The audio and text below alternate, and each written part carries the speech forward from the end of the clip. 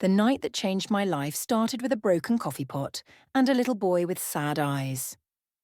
I was working the late shift at the Silver Spur, a dimly lit restaurant on the edge of Tombstone Creek that catered to men who didn't want to be seen and women who knew better than to ask questions.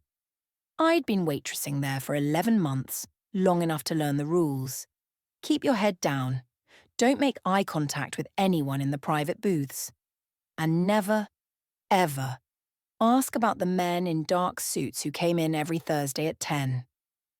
My name is Marlowe Sinclair. I'm 24 years old.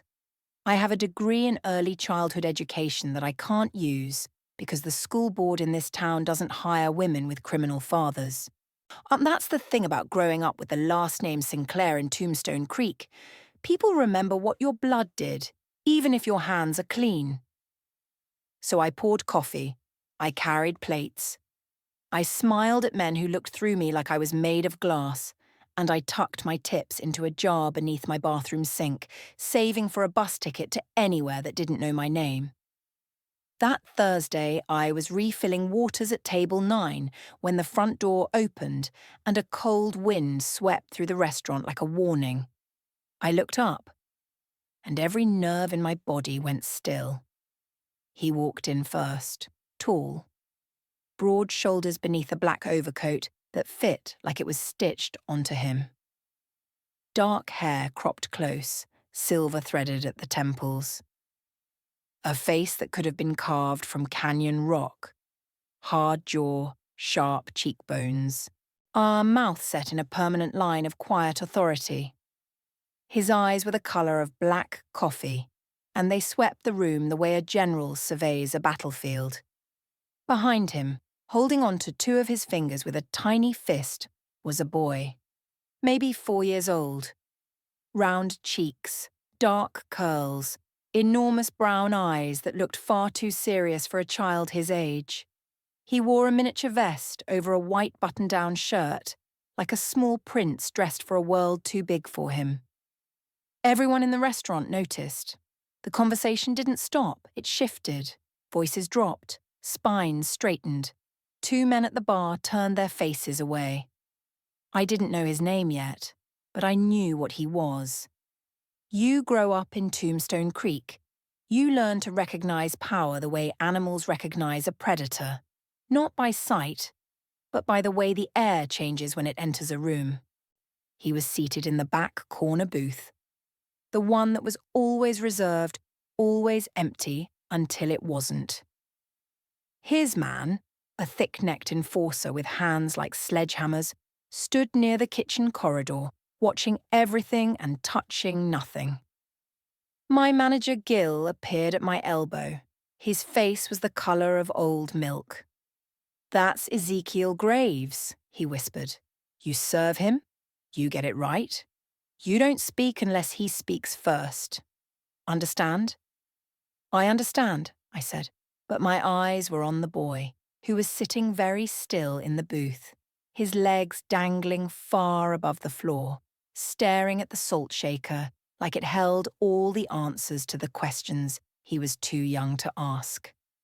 I served Ezekiel Graves a black coffee and a glass of water with no ice. He didn't order food. He barely looked at me.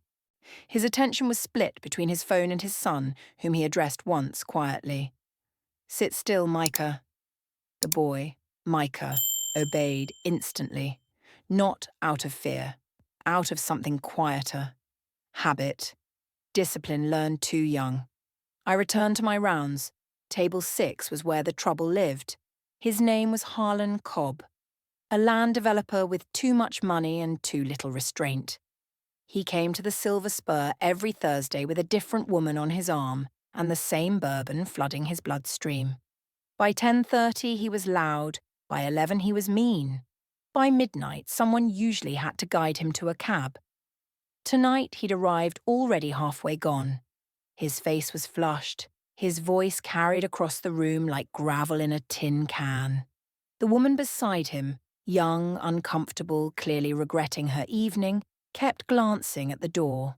When I was clearing his second round of empties when Micah slid out of the booth. It happened fast. the way things always do when children are involved.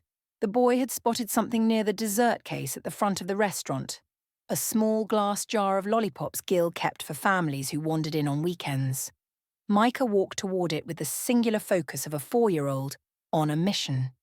He passed table 6. Harlan Cobb's arms swung wide as he reached for his glass and caught Micah square across the chest. The boy stumbled backward, hit the edge of a chair and went down hard on the tile floor. The restaurant froze. Micah didn't cry. That was the part that broke something inside me. He didn't cry. He just sat there on the cold floor with his palms flat against the tile, his lower lip pressed tight between his teeth, and his eyes wide, not with pain, but with the kind of practiced stillness that told me this child had learned very early that crying didn't bring comfort. Harlan looked down at him and laughed. "Watch where you're going, kid." He turned back to his bourbon. Something in me snapped, not loudly, not violently, but completely. I dropped the tray, crossed the floor in 4 steps, knelt beside Micah and put myself between him and Harlan Cobb's table like a wall. "Hey," I said softly, meeting the boy's eyes. "You're okay. I've got you." Micah looked at me, really looked, and something in his expression shifted. Not trust exactly, but the beginning of it. The seed. Then Harlan's voice came from above. "Move aside, sweetheart." The brat walked into me. I stood, slowly. I turned to face Harlan Cobb with the boy behind me. And I said the words that would rearrange my entire existence. "He's a child. You're a grown man. You will apologize to him, or I will have you removed from this restaurant. Tonight. And permanently." The silence that followed was cathedral deep. Harlan's face darkened. "You don't know who you're talking to, girl." "I know exactly who I'm talking to," I said. "And I know you just knocked a 4-year-old to the ground and laughed about it. So either you apologize, or you leave. Those are your options." Gil was somewhere behind me, probably having a cardiac event. The woman at Harlan's table had gone white. The enforcer near the kitchen hadn't moved, but his hand had shifted inside his jacket. And Ezekiel Graves. I could feel his gaze on the back of my neck like a lit match pressed to skin. Harlan Cobb didn't apologize. He threw a $100 bill on the table, muttered something vile under his breath, and staggered out with his date practically running behind him. I was still standing in the same spot when I felt a presence behind me. Not threatening, but immovable. "Micah." Ezekiel Graves's voice was low and even. He wasn't speaking to me. The boy walked past me to his father, who crouched, this towering, terrifying man crouched, and examined his son with hands that were surprisingly gentle. He checked his arms, his chest, his face. Micah endured the inspection without a word. "Are you hurt?" Ezekiel asked. "No, Papa."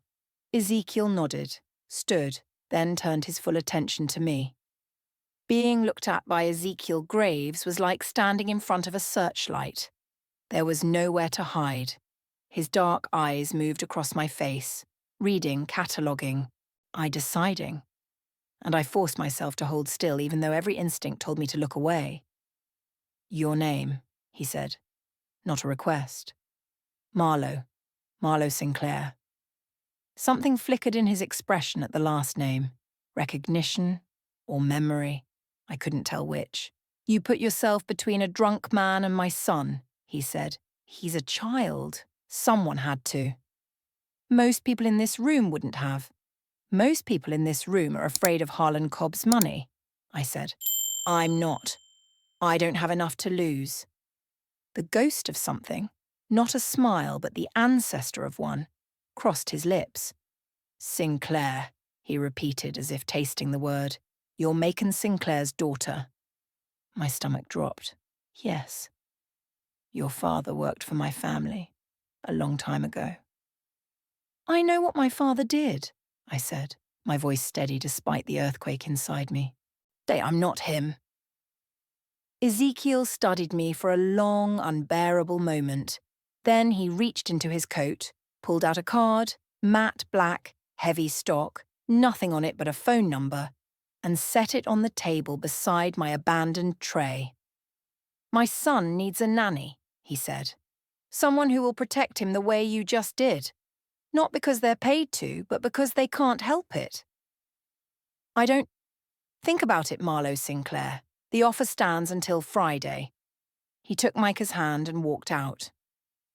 The cold air rushed in again when the door opened, and then they were gone, swallowed by a black car that materialized from the darkness like it had been waiting for exactly this moment. I picked up the card. My fingers were trembling. Gil appeared beside me. "Please tell me you're not going to call that number." I slipped the card into my apron pocket. I haven't decided yet." But I had, and we both knew it. I called on Friday morning.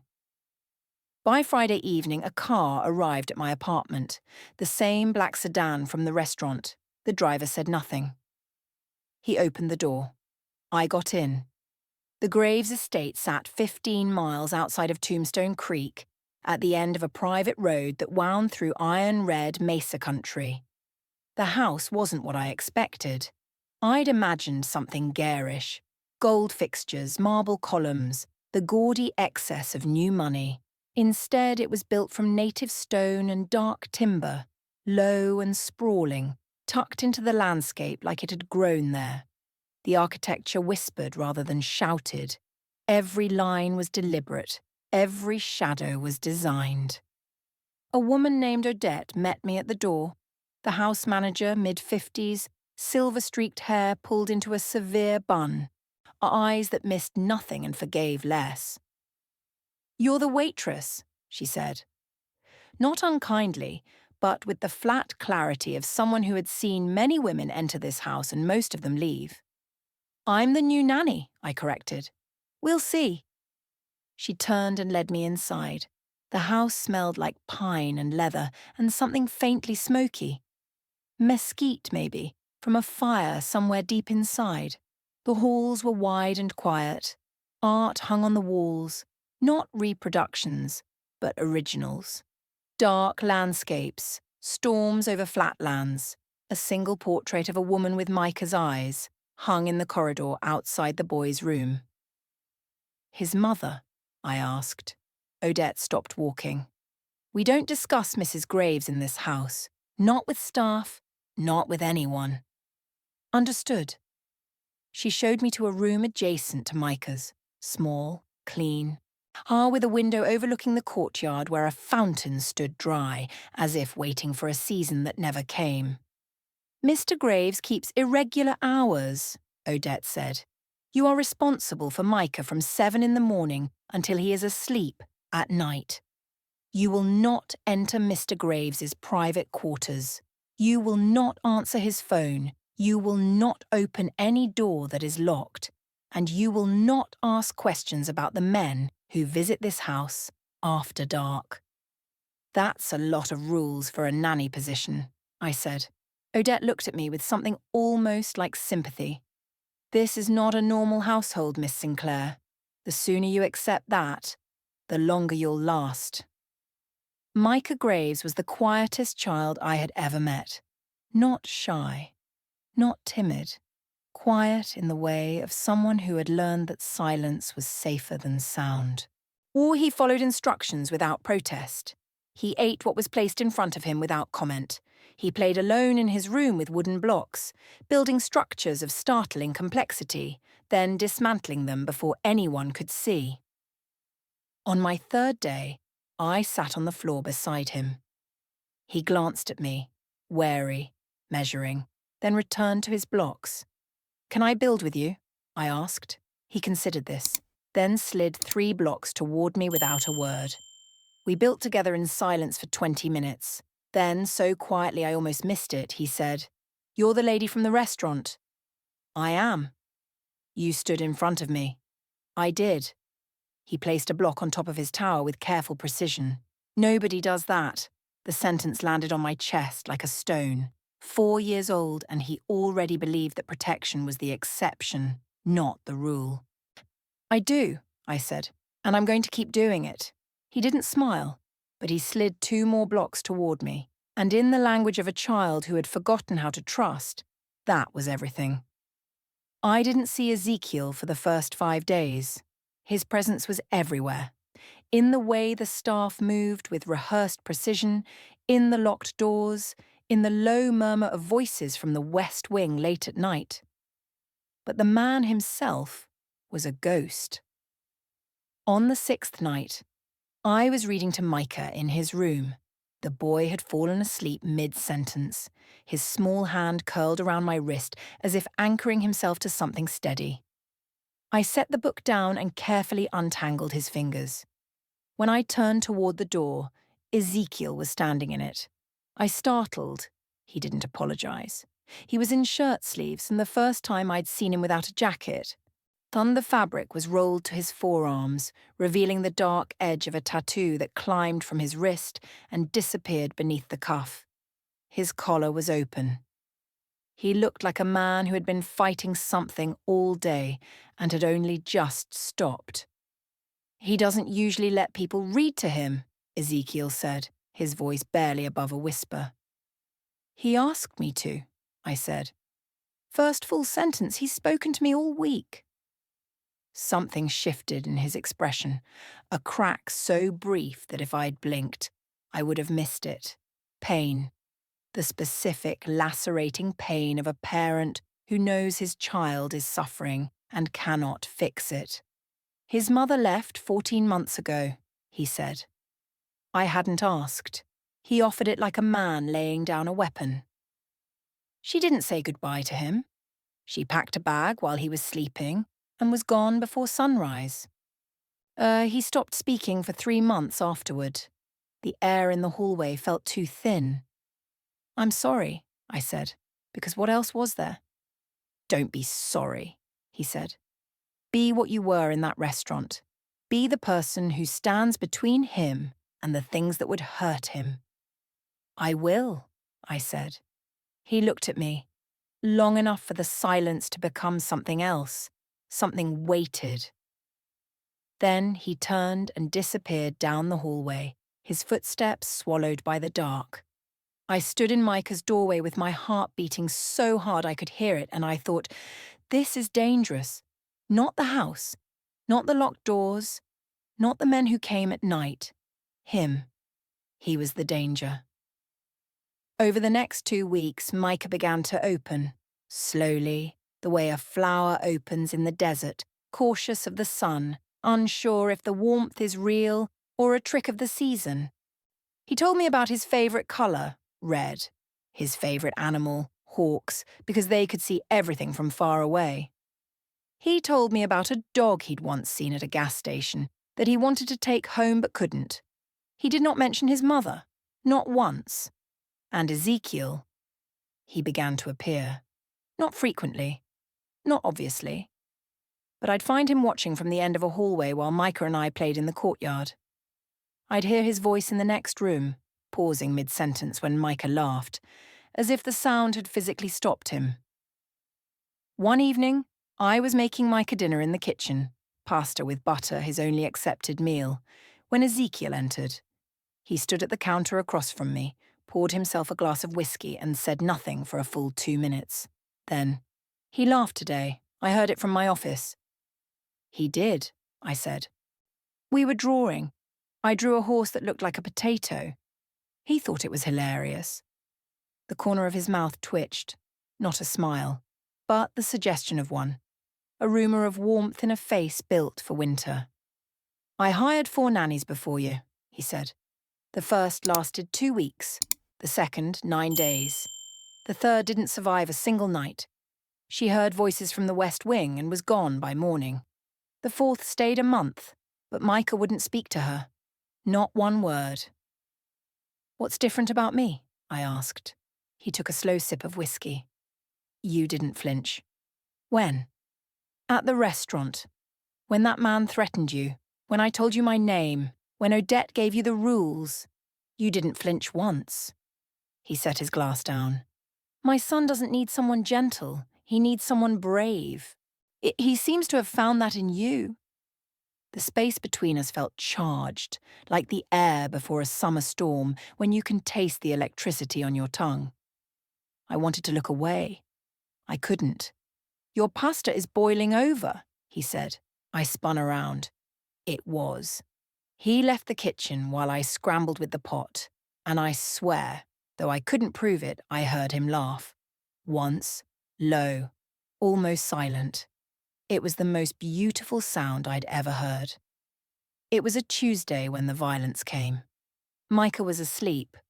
I was in the library, a room Odette had grudgingly permitted me access to, reading by lamplight, when the sound of raised voices erupted from the west wing.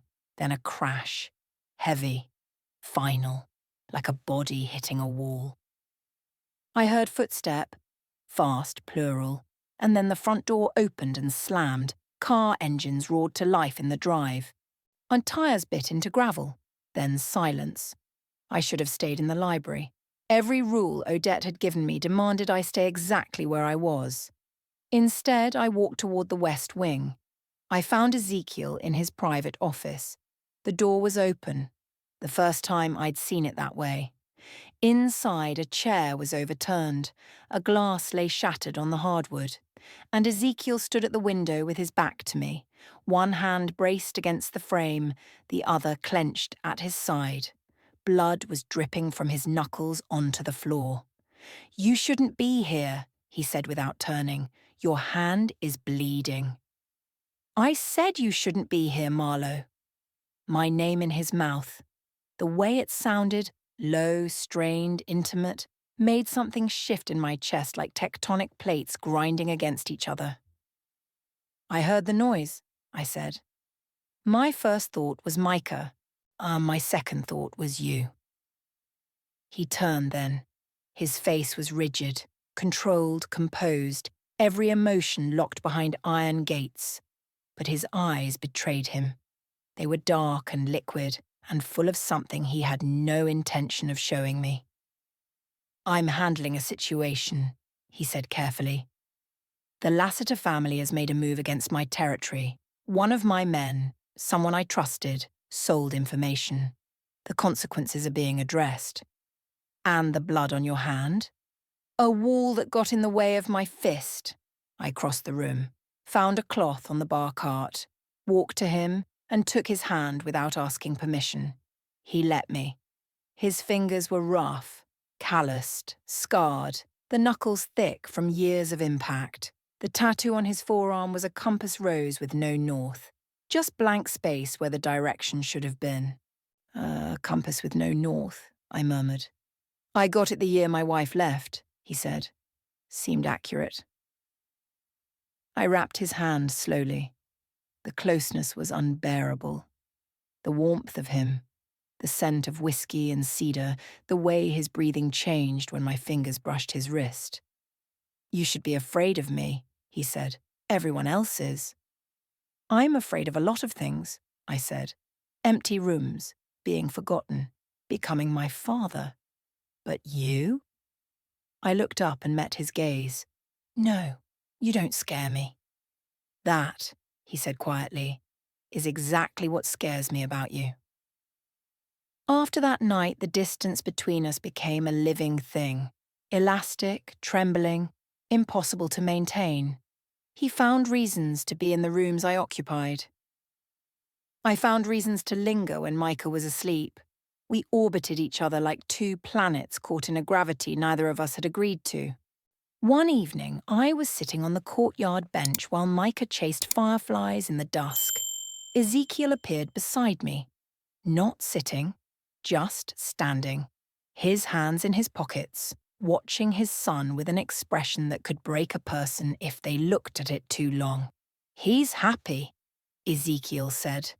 The words sounded foreign in his mouth, like a language he'd once spoken but had forgotten. "He's starting to be," I agreed. "Because of you. Because he's resilient. I just gave him permission to be a child again." He sat down then, close enough that I could feel the heat from his arm near mine. The sky was turning violet. Somewhere in the distance, a coyote called and received no answer. "You should know something about me, Marlowe," he said. His voice was careful, measured. A man placing words like explosives. "And I have done things that would make you leave this house and never look back. I have made decisions that cost people their lives. Not accidentally, deliberately. Because this world, my world, runs on consequences, and I am the one who delivers them." "I know what you are," I said. "Do you?" "You're a man who crouched in a restaurant to check his son for bruises. You're a man who stood in a doorway listening to a bedtime story. You're a man with blood on his hands and a compass with no north." I paused. "You're not one thing, Ezekiel. No one is." He turned his head. We were close. Close enough that I could see the faint scar along his jawline, the individual threads of silver at his temple, the way his pupils widened when he looked at me. "If I touch you," he said, his voice barely audible. "Oh, I won't be able to stop there." My breath caught. "I know. And you're still sitting here. I'm still sitting here." He reached out. His hand cupped the side of my face, warm, rough, trembling so slightly that only someone this close could feel it. His thumb traced my cheekbone. My eyes closed. "Papa!" Micah's voice rang out across the courtyard. "I caught one! Come look!" Ezekiel's hand dropped. He exhaled, long, slow, like a man surfacing from deep water, and stood. "Coming!" he called. He walked toward his son without looking back, and I sat on the bench with my heart hammering and the ghost of his touch burning on my skin, and thought, I am in so much trouble. The Lassiter family didn't just want Ezekiel's territory, they wanted his destruction. I learned this the hard way, when Odette handed me a photograph that had been left taped to the estate's front gate overnight. It showed Micah and me in the courtyard, taken with a long lens. On the back, written in block letters, "Beautiful family. Be a shame if something happened." My blood went cold.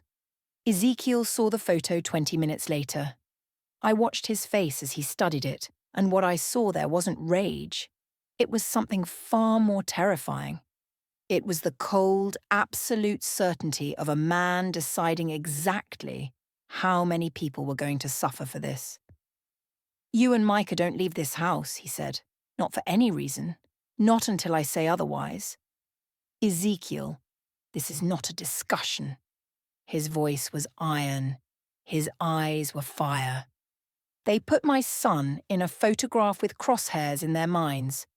Everyone involved in this will answer for it. Every single one." He left the room.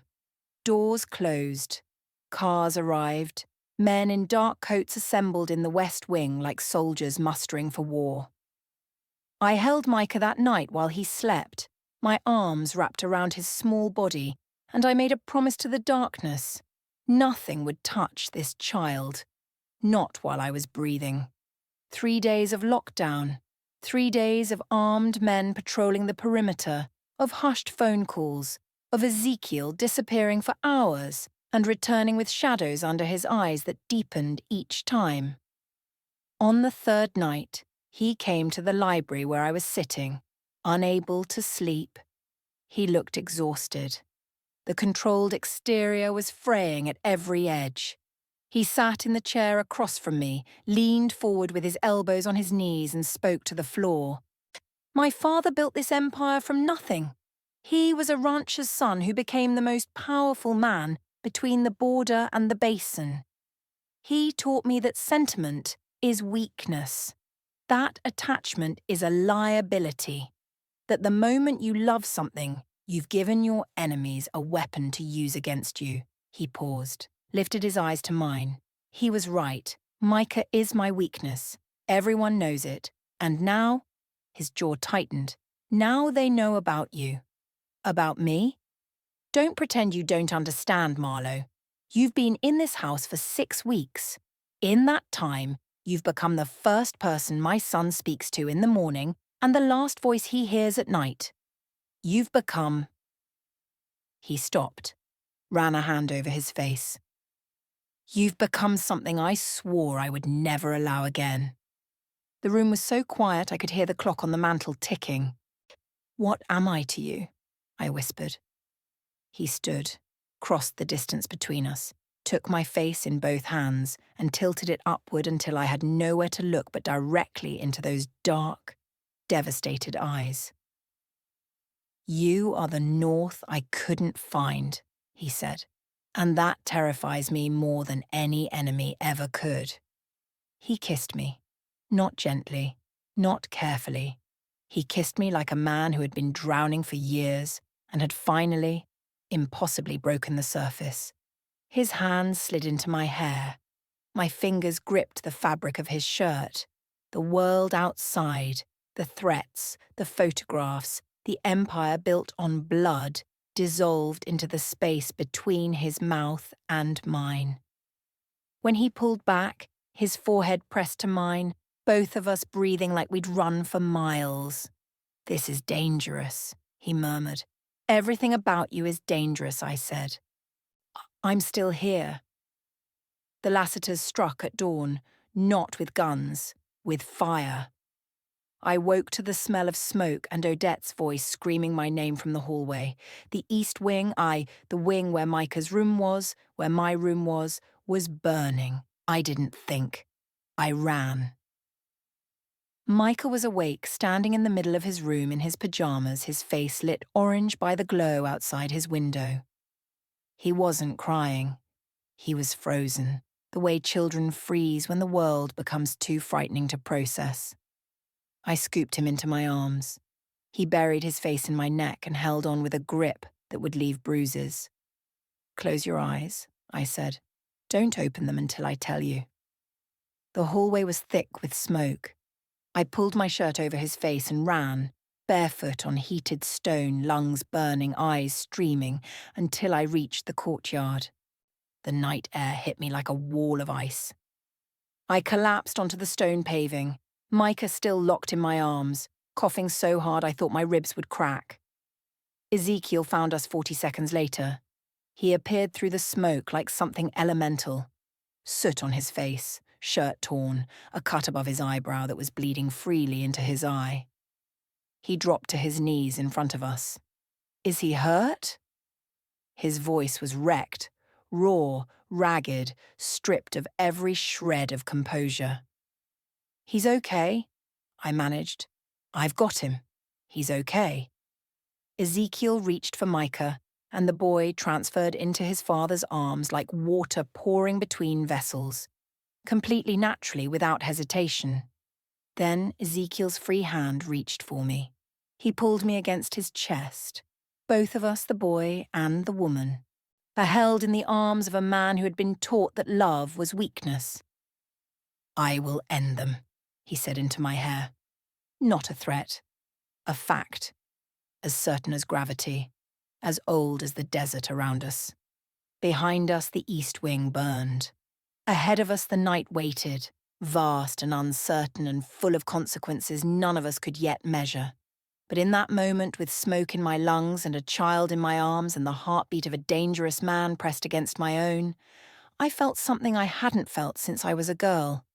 Safe. The east wing was gutted, but the house survived, and so did we. In the days that followed, Ezekiel moved with a cold efficiency that was staggering to witness. The Lassiter operation was dismantled piece by piece, not with spectacle, but with the methodical precision of a man who treated destruction as mathematics. By the end of the week, 3 Lassiter lieutenants had vanished. Their supply lines were severed. Their allies received quiet phone calls that resulted in sudden changes of loyalty. The patriarch of the Lassiter family, a man named Sullivan, sent an emissary with a white flag. Ezekiel received him in the rebuilt dining room, with Micah playing on the floor at his feet and me standing at the window, not as staff, not as a guest, but as something the entire room understood without it being spoken. The message was delivered. The terms were set. The Lassiters withdrew. That evening, after the last car had gone and the house had settled into its familiar quiet, Ezekiel found me in the courtyard. The fountain, dry for years, according to Odette, had been turned on that morning. Water moved over stone for the first time in longer than anyone could remember. Micah asked me something today, Ezekiel said. What did he ask? He asked if you were going to leave, like his mother did. The words hit my chest like a fist. What did you tell him? I told him I didn't know, because I won't make my son a promise I can't keep. He paused. So I'm asking you, Marlowe. Not as your employer. Not as a man who owes you a debt for saving his son's life twice. I'm asking you as someone who has spent his entire adult life believing he didn't deserve this. Deserve what? I asked, though I already knew. This, you, standing in my courtyard, looking at me like I'm something other than what the world has decided I am. I crossed the distance between us, took his hand, the one with the compass tattoo, the one I'd bandaged, the one that had cupped my face and held his son and built an empire from dust. I'm not leaving, I said, not because of a contract, not because of a debt, because your son held my wrist while he slept, and you kissed me like the world was ending, and for the first time in my life, I'm not running from something. I'm running toward it. He pulled me into him. His arms closed around me, heavy, warm, complete. Micah's laughter rang out from somewhere inside the house, carried through the open windows like a bell. They'll come again, he said. Others. There will always be others. I know. This life, my life, it doesn't get easier. I know that too. He tilted my chin up. The desert sky behind him was bruised with sunset, orange and violet, and the deepest possible blue. Then stay, he said. Stay. And I will spend every day earning the choice you just made. I kissed him. Softly this time. Slowly. A beginning. Not an ending. The fountain whispered. The wind moved through the courtyard. And somewhere inside the house, a little boy with his father's eyes and his mother's absence was learning, slowly and imperfectly, what it felt like to be loved by someone who chose to stay. 2 weeks later, a package arrived at the estate. Inside, a woman's wedding ring and a handwritten note. Ezekiel read it. His face didn't change, but his hand found mine under the table and held it with a pressure that told me everything. What does it say? I asked. He set it down, looked at me with those dark, bottomless eyes. His mother wants him back. The room went cold. Outside, the desert stretched endlessly. And the warm with the real one had only just begun.